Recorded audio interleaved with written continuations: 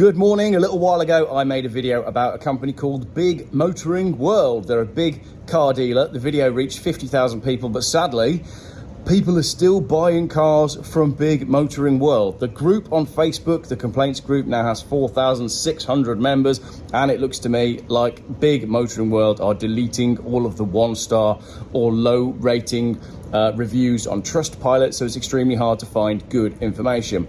Working pretty hard to bring you a good view in this video. That is the Straits of Malacca. 94,000 ships pass through there every year, but I've only got 15 stories to share with you from 4,600 group members. So let's dive in straight from the top with what I said about Trustpilot. I have reported this company to Trustpilot, yet nothing is done. The fake 5-star reviews are convincing people that they are a reputable company and not a bunch of dishonest scammers.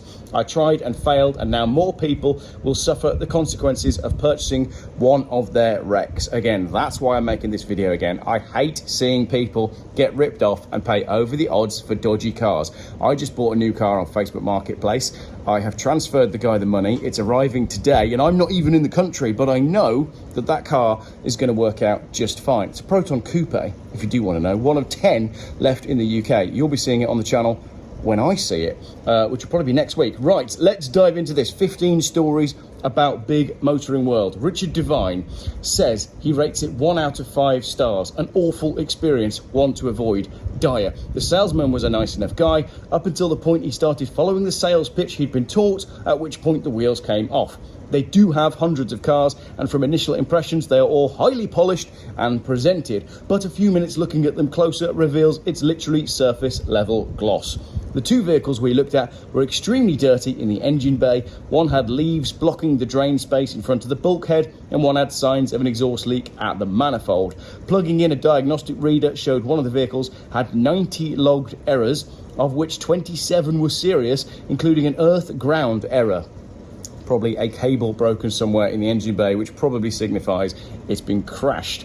I have no doubt that Big Motoring World will respond and say all vehicles have had a 200-point check, but if you ask them for this check for your vehicle, they can't produce it. One of the vehicles was reasonable but the wrong colour, so we were unsure about going ahead, and at that point the hard sell really kicks in. They push their personal contract plan. They try to tell you that your cash purchase isn't sensible. They'll tell you a bunch of lies about people don't want to keep cars longer than 28 months, that you don't want to be locked into owning a diesel car when hydrogen will be available next year, blah, blah, blah.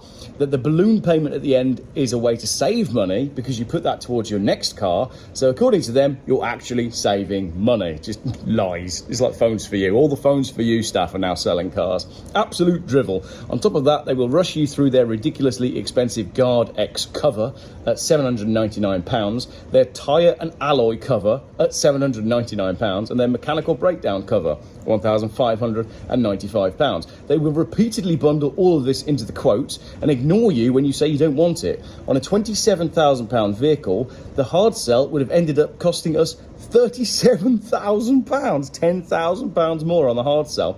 And when we wanted to sleep on the decision, we got pressured again, including berating us for not going ahead there and then, treating us like children. I can't understand why you won't do this. I thought we were all good.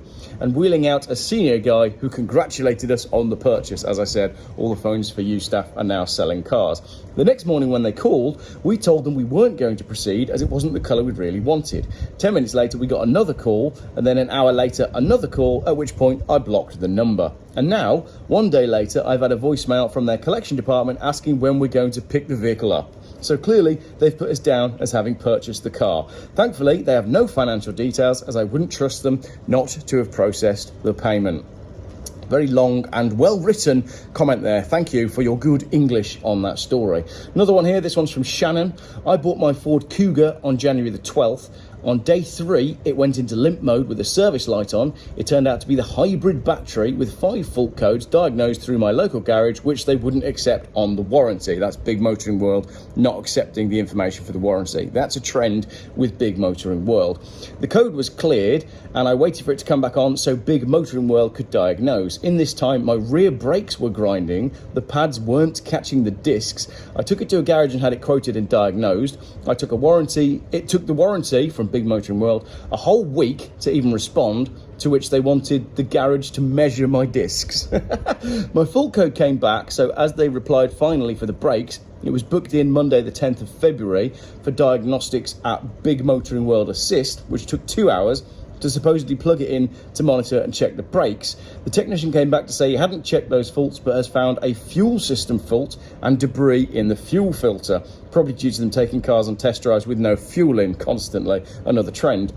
After back and forth arguments, I rejected the vehicle and I'm still currently waiting for my money to be returned. I've just seen that they've got it back up for sale with the incorrect mileage, incorrect owner history, and for more than I paid for it. Absolute joke of a company. I will be calling first thing to ask why they have this for sale when I'm still waiting for my money to be returned for it. Are you getting a feel that these companies are just scumbags? Another one here. Hi all. I went to visit Big Motoring World at Morley in Leeds on Tuesday, and initially I was impressed. I'd reserved a car I wanted to view and I'd paid my deposit. Bad idea.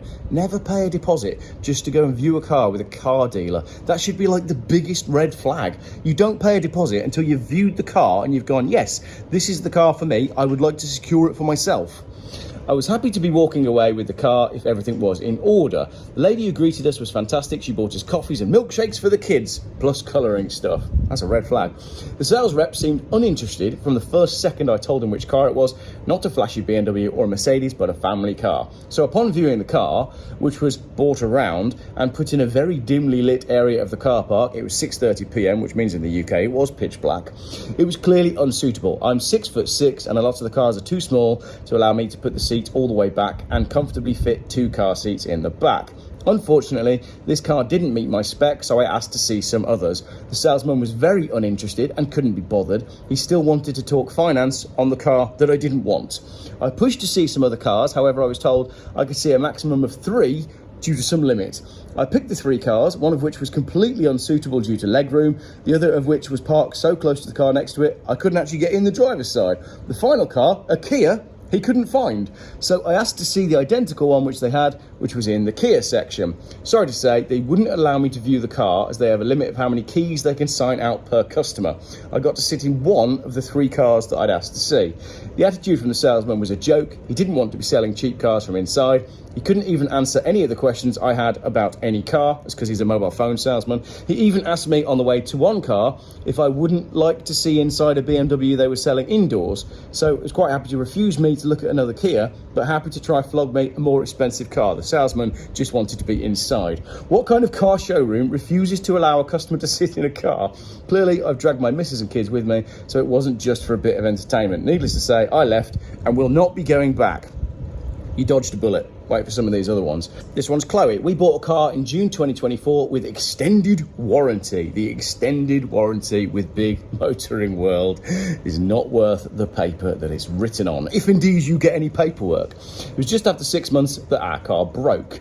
The car has an oil pressure problem, which means we basically need a new engine.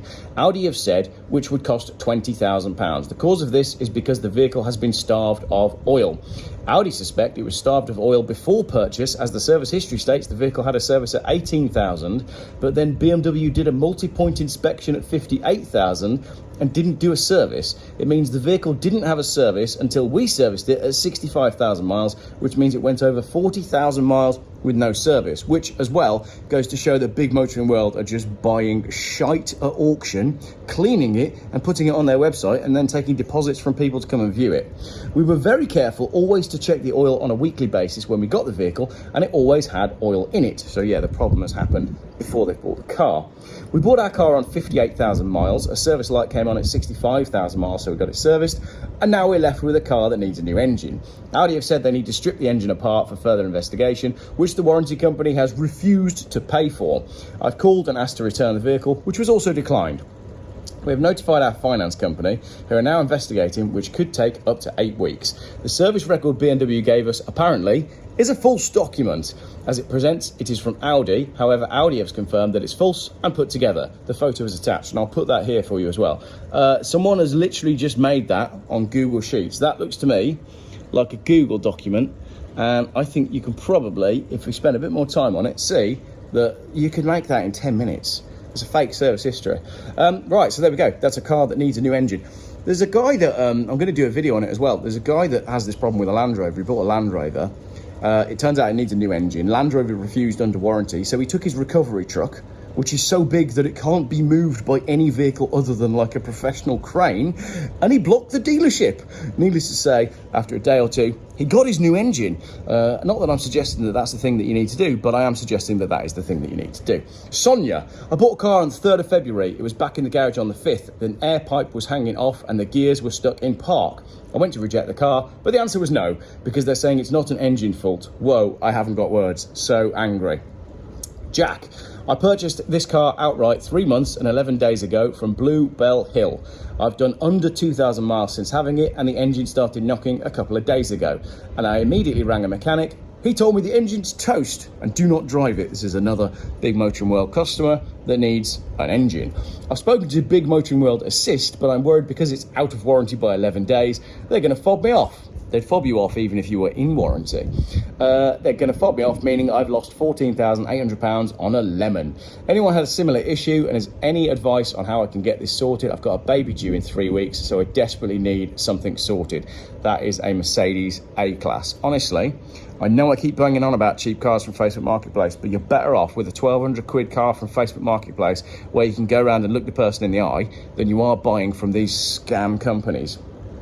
Lisa, after finally accepting the rejection of the car, it looks like it's been sold on again already. I'm just posting a picture of the car here and my details in case the poor, unsuspecting new owner finds their car has a significant fault that Big Motoring World simply cannot fix. I'd be happy to provide you with the details of all their attempts to date and help you reject the car as soon as possible. That's a Mercedes A-Class GX17 HXH. And that's not the same Mercedes A-Class that Jack bought. So that's 2 Mercedes A-Classes needing engines, and proof there that Big Motoring World just stick the car straight back on the forecourt. They do not care. Question, says someone. What's the chance of getting a refund on our car? We paid in cash in full and we bought their extended warranty. We've had it 3 weeks and had no end of problems with it. We took it to a local garage for a diagnostic check and the mechanic said there's an abundance of faults and advised we take it back. We've got a rejection letter printed off, but does anyone know how long the refund process will take? Obviously we need another car with the refund, but not from these guys. And then David says there's every chance that you will be able to get a refund, but don't imagine it will be quick unless you are unusually lucky, because they grind their heels in, they raise excuses, they put obstacles in the way, and they get in your way. Well done on getting an independent diagnosis, that is essential, and well done on getting the letter of rejection ready, but it does not make it clear if they carry out their own diagnosis, and this does not mean that you're giving permission for repairs or that you're waiving your rejection. Be very careful how you word your rejection letter to Big Motoring World. Right, Luke, another rejection for Big Motoring World. I had a BMW 430i, nice car, head gasket gone, brilliant, a head gasket gone, on a 19 plate car with 30,000 miles. What is going on? When was the last time I had to do a head gasket? Oh, I remember. It was on a 2014 Ford Focus, one of the most expensive cars we ever bought, because Mrs. Jeff wanted a sensible, non-Jeff car for running the kids around. So we went to a dealer and bought a Ford Focus, and a week later I realised it was losing coolant and the head gasket had gone. She was running around in a £1,000 Mercedes S-Class, but she changed jobs and decided that she wanted a nice car of her own, so we bought an expensive diesel Ford Focus in the exact spec that she wanted. I think we had it 6 weeks, and it went straight back to the dealer, and she went back to the S-Class. 19 plate BMW 430, 30,000 miles. We'll see how long it takes them to throw it back on the forecourt. To be fair to them, I called them on Wednesday. They picked it up on Thursday from my house, and the rejection was accepted today. For anyone who's worried about rejections, just record every phone call you have. It instantly raises eyebrows, and just be firm. There you go. Do your due diligence, do your research, write your letters properly and record everything, and if all else fails, find someone with a lorry and block their dealership. Oh, this is another good one. Purchased a car on Saturday at the Peterborough branch. The test drive went fine and the car seemed lovely and just what we were looking for. An hour later, after the purchase, on our way home, it broke down on the motorway. I had to get recovery to bring us home as it was too late to take it straight back to the garage, and after days of calling several garages and calling Big Motoring World to try and get to the bottom of the repairs, I finally got it into a garage and they sent me a 3-minute detailed video on how the car is an absolute mess. Not one thing is fit, secured or wired up properly, and the car is a complete fire hazard. Things that would have been clear if they'd done their 200-point check, the one that you can't get proof of. They allowed me to drive home in a car that could have set on fire at any point with my 6-month-old daughter in the car. Also knowing the car was purchased as we had 3 small children. I have emailed rejection of this car and also want to claim compensation for the additional costs we've incurred, time wasted and danger we were put in under the right. They have a duty of care, but we just keep hitting a brick wall. The car is currently sat at a garage and will no longer have insurance from tomorrow, and I don't want to put any more money into a car that isn't fit for purpose, and the garage have basically said it isn't even good enough for the scrap heap. Any suggestions on how to get the ball rolling faster? I've already threatened with legal action. Well, as you've learned from watching my video, find a friend with a big lorry. Next one, Tina. I bought a Citroen C5 yesterday, less than 24 hours in, and it's showing an engine fault. The car's switched to limp home mode, so I'm stranded on a country lane. Recovery service said they'd be 3 hours. I've tried to contact afterwards for guidance and discovered there isn't any on at weekends. I'm being told by the chat service that I can't take it to a garage either, as I need to wait until Monday to call. I've got work tonight and tomorrow. I'm disabled and I rely on my car, which is why I pay the additional costs to have things like recovery and courtesy cars. I've never heard of a system like this where they just close for 2 out of every 7 days. What the hell should I do now? Drinking iced coffee. I'm really sure about it. Thank you, darling. Yeah, what do? You've bought a car. Oh, it's just a joke, innit? Stop buying cars from these places. Have some balls and just pick up a £1,200 Volvo off Facebook Marketplace, but not from Birmingham or from Bradford or from anyone that sounds like they've got a Middle Eastern name. I've got a video coming up on this as well, actually. I try to not be... I try to... I'm a bit like, what's his name? Will Ferrell in the basketball movie. Everybody love everybody, that's me. But when you operate in the world of cars, I'm not saying it makes you racist, but it does mean that there's a certain section of the society that you just don't want to deal with because you know that you're going to get ripped off. Case in point, I asked for a service in a Facebook group just the other day. There was something that I needed, and lots of people contacted me and said, yep, I can do it, XYZ money, and I chose one of them. The price looked right. Got a Middle Eastern sounding name, and I thought, well, come on, Jeff, don't be such a racist. It'll be fine. We get chatting. We're chatting for like a day. We're on WhatsApp. We're going back and forth. I sent him some pictures of my cars, told him I was in Malaysia and we were traveling and, I needed something doing while we were away. Yeah, all good. We're best friends. I transfer the money over. Communication carries on just fine. Great. We've made friends. He knows who I am and whatnot. And then yesterday he blocked me, deleted all of my messages, unsent all of the messages on Facebook and disappeared. So that's good. So my inner spidey senses, my inner car industry racist, if I'd listened to him, I'd be £200 better off right now. But there we go. Anyway, sorry, that was an aside to the video. Don't shoot me down in the comments. In fact, I'll probably find that everybody in the comments will be like, yeah, Jeff, you're right. You never buy a car from Bradford or Birmingham. 3 times now, that's happened to me. I bought 2 BMW E30s off a guy in Bradford, again, with a Middle Eastern sounding name. This is going back some years now. I bought 2 off him and they were okay. And, we'd become mates. We WhatsApp back and forth. He'd messaged me on my birthday. And then he did me good and proper on the 3rd car. Fully did me, like 2,000 quid. And then obviously there was the guy who sold me the Volvo V70 from Birmingham just before Christmas. That I got a good long YouTube video out of. That is the pitfalls of buying a car on Facebook Marketplace. But at the end of the day, that was a £600 car. These people are spending multiple thousands of pounds and having bigger problems than I get messing around with cheap cars on Facebook Marketplace. Anyway, I appreciate that there are other people in the car community that rip people off, and they're not always from the same sort of demographic. Just to cover my back there. Susan Thomas says, I need some advice. Was that a bit too racist, or was that all right?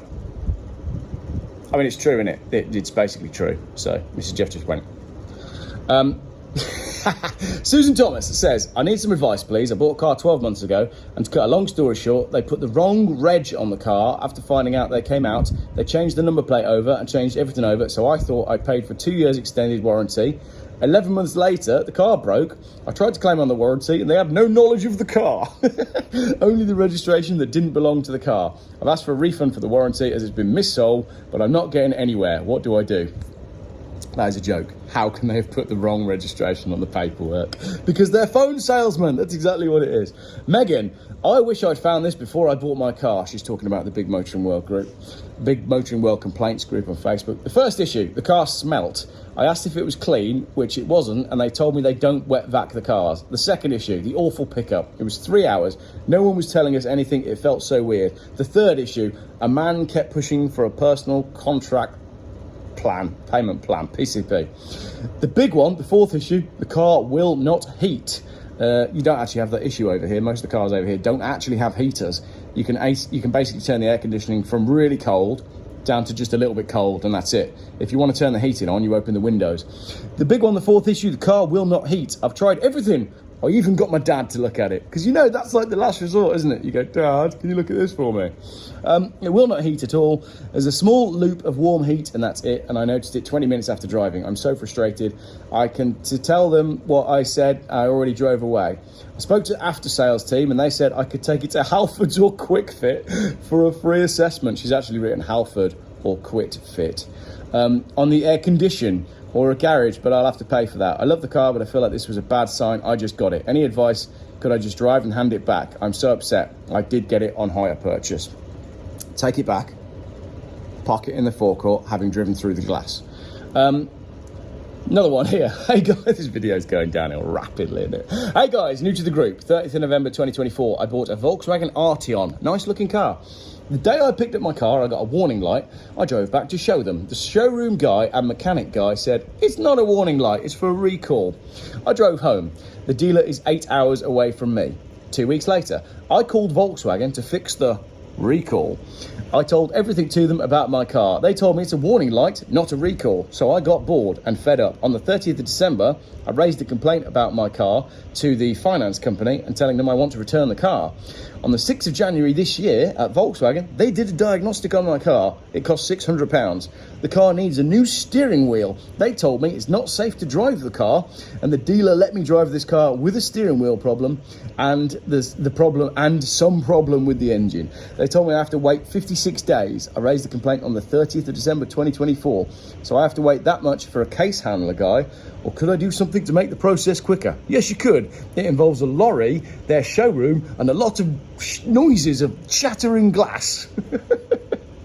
Oh, I think that's the last one. Oh, that's a shame. Don't worry, there'll be another Big Motoring World video, because we got to get this out there, right? Stop buying cars from these scumbags. There's so much that's just 15 from like hundreds and hundreds of posts that have been posted since my last Big Motoring World video. Stop it. Don't buy cars from them.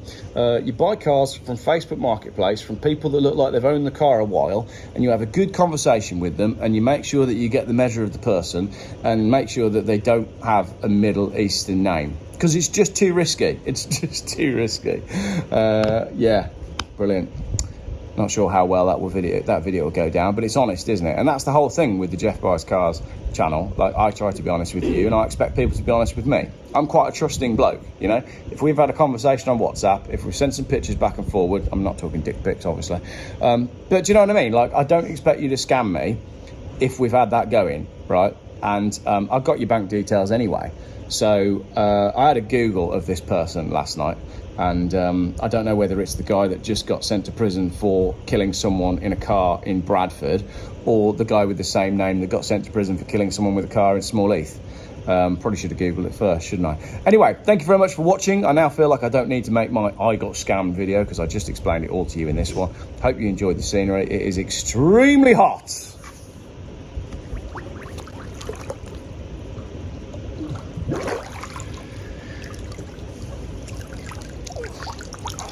What I'm going to do, I dropped my hat in the water anyway. What I'm going to do is I'm going to put that clip on the end of the video, and then I'll make it look like I'm coming up out the water to start the video by just reversing that footage. Quite clever, aren't I, really? I could be good at this YouTube thing. She's just staring at me. She's like, you're an idiot. Yeah, still filming. Right, that'll do.